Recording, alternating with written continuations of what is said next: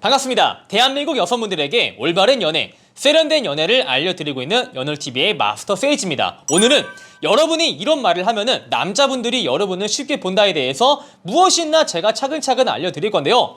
먼저 여러분이 남자한테 이런 말은 금기시 하셔야 됩니다. 어떤 말을 금기시 해야 되냐면은 나 외롭다, 나 연애를 지금 안 한 지 너무 오래되어서 옆구리가 시렵다, 남자가 고프다, 이런 말들을 조심하는 게 좋습니다. 왜? 내가 외롭다 라는 것을 어필해서 그 남자가 나한테 들어올 기회를 열어주는 거 아니냐라고 할 텐데요.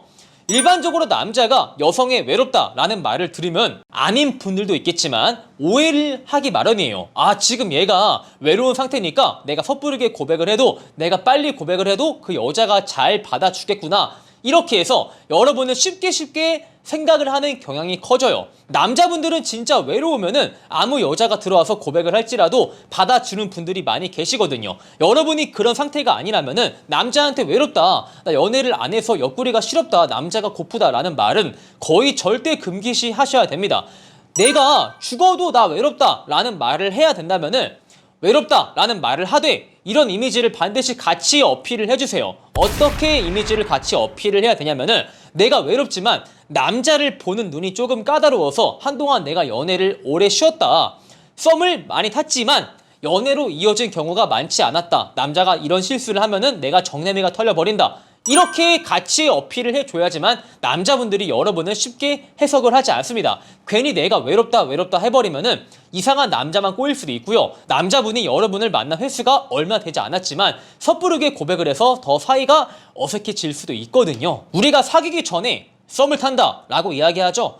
썸을 타는 게 서로의 감정을 확인해 가면서 이 사람이 여자친구 혹은 남자친구로서 얼마나 괜찮은 사람일까, 이렇게 알아보는 단계가 맞기도 하지만 철저하게 사회적인 가면을 쓰고 자신의 장점만을 보여주면서 단점을 숨기는 단계이기도 합니다. 그래서 썸이라는 게 감정 확인도 있지만 어떻게 보면은 서로 간보는 단계일 수도 있어요. 그래서 가급적 내 단점은 숨겨두는 게 좋다라고 제가 조언을 드리고 싶어요.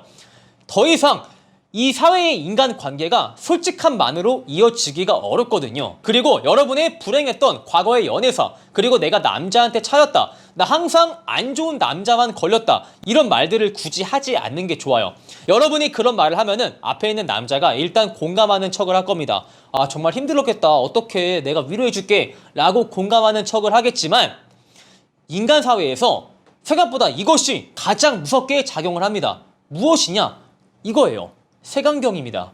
색안경, 선입견, 이것들이 상당히 무섭게 작용을 하기 마련이에요. 자, 여러분이 데이트하고 있는데 앞에서 데이트를 하고 있는 남자가, 썸을 타고 있는 남자가 30살이야. 근데 이 30살 남성이 이렇게 말을 해요.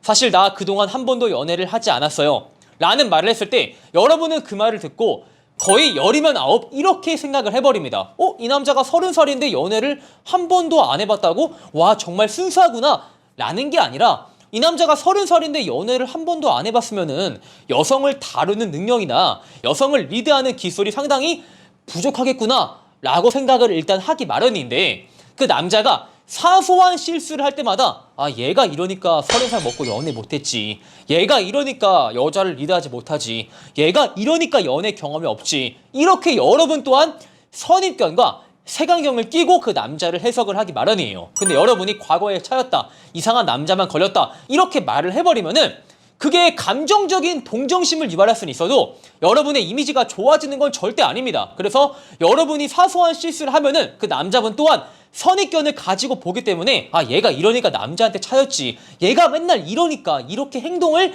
가볍게 하니까 이상한 남자만 걸리겠지라고 여러분을 다소 부정적으로 볼만한 위험 요소가 충분히 존재를 해요. 아까 제가 말했지만 썸이라는 것은 감정을 확인하는 단계가 맞기도 하지만 사회적인 가면을 쓰고 자신의 단점을 숨기는 단계이기도 합니다. 여러분이 진짜 불행한 과거 연애사를 겪었다고 할지라도 그것은 남성과 긴밀한 사이가 된 다음에 나중에서 오픈해도 아무런 문제가 없는 부분이에요. 그리고 저는 이런 부분이 드라마가 여자분들, 남자분들을 망쳐놓았다라고 말하고 싶어요. 우리가 드라마를 보다 보면은 어떻게 하죠?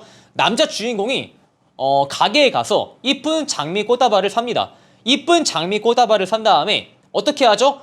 내가 좋아하는 여자의 집 앞에 가서 전화를 하죠. 자기야, 내가 줄 게 있는데 한번 내려와봐 하면 어떻게 해요? 그 여자 주인공이 이 풀 메이크업하고 예쁘게 옷을 차려입고 나오죠. 남자가 이러고 있다가 꽃을 주면은 여자가 감동해서 눈물을 흘리죠. 저는 이런 드라마가 남자분 여자분들을 버려놓았다라고 표현을 하고 싶어요. 자, 왜냐하면은 이런 로맨틱한 순간도 한 번, 두 번 이어야 돼요. 자, 여러분이 집에서 편하게 쉬고 있는 거예요. 남자분이 갑자기 보재. 여러분은 그 남자를 좋아하니까 나가주겠죠. 자, 여기까지 어떤 문제가 있을까요?